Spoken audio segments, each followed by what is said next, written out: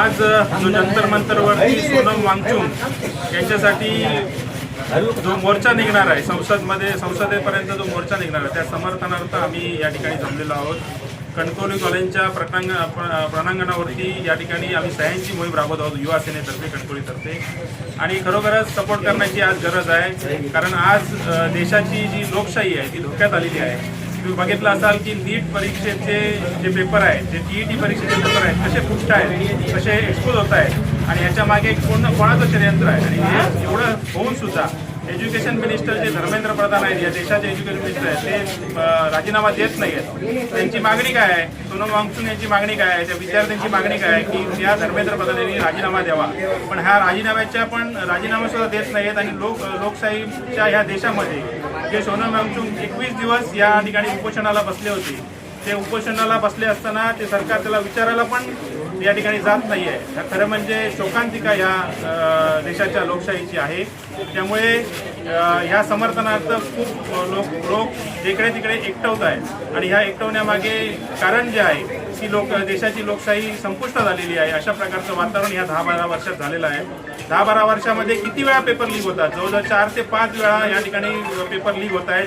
टीईटीचे पण paper leak होत आहेत। विद्यार्थ्यांचं भविष्य आहे ते टांगणीला लागतं आहे। त्यामुळे हे विद्यार्थी बाहेर पडले आहेत आणि त्याच्या समर्थनार्थ जर आज आपण आवाज उठवला नाही तर कधीच आवाज उठणार नाही। त्यामुळे या सरकारचं काही लक्ष या विद्यार्थ्यांच्या भविष्याकडे नाही आहे। त्यामुळे ह्या समर्थनार्थ या कणकवली कॉलेजच्या प्रणांगणामध्ये आम्ही या ठिकाणी जमलेलो आहोत। आमचं पूर्ण समर्थन या सोनम वांगचुक यांच्या उपोषणाला आहे आणि धर्मेंद्र प्रधान यांचा राजीनामा घेतल्याशिवाय हे उपोषण असेल, हे समर्थन असेल थांबणार नाही। जंतर मंतरवरचा जो आजचा मोर्चा आहे तो मोठ्या प्रमाणात निघेल अशी या ठिकाणी तुम्ही बघितलं असाल की मोठ्या प्रमाणात त्या ठिकाणी लोक जात आहेत, विद्यार्थी जात आहेत आणि मोठ्या प्रमाणात हा मोर्चा होईल आणि ह्या मोर्चाचं रूपांतर मोठ्या लोकशाहीच्या रूपात होईल आणि एज्युकेशन मिनिस्टरचा राजीनामा घेतल्याशिवाय हा मोर्चा राहणार नाही। म्हणजे ही शोकांतिकाच आहे। मी पहिलाच सांगितलं आहे की लोकशाही या देशातली संपुष्टात आणण्याचं काम भाजप सरकारने केलेलं आहे। तुम्ही बघितलं असाल यांचेच वडील सोनम वांगचुक यांचे वडील ज्यावेळी उपोषणावर बसले होते त्यावेळी माननीय सन्माननीय त्यावेळेच्या पंतप्रधान इंदिरा गांधी यांनी त्यांचं उपोषण सोडलं होतं। महात्मा गांधी सुद्धा जेव्हा उपोषणाला बसायचे त्यावेळी सुद्धा इंग्रज या ठिकाणी उपोषणात तोडण्यासाठी किंवा उपोषण सोडण्यासाठी त्यांना विनंती करायचे। पण आज देशामध्ये अशी अवस्था आहे की कुठच्याही प्रकारचं उपोषण तोडायला, प्रश्न ऐकायला सरकार हे तयार नाही। कुठचाही प्रश्न तुम्ही उपस्थित करा, कुठचाही प्रश्न या सरकारला विचारला तरी ह्या सरकारला जाग येत नाही। त्यामुळे ही देशाची लोकशाही संपुष्टात येण्यापेक्षा आपण कुठेतरी रस्त्यात उतरलं पाहिजे, आपण कुठेतरी जाब विचारला पाहिजे या सरकारला।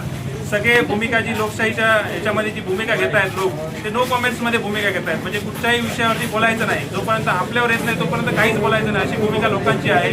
पण आज जर आपण बोललो नाही तरी आपल्या घरात कधी आग लागेल याच्या सुद्धा जनतेला समजणार नाही। त्यामुळे या देशातली लोकशाही टिकायला पाहिजे तर आजच्या उपोषणाला, आजच्या मोर्चाला जनतेने समर्थन केलं पाहिजे।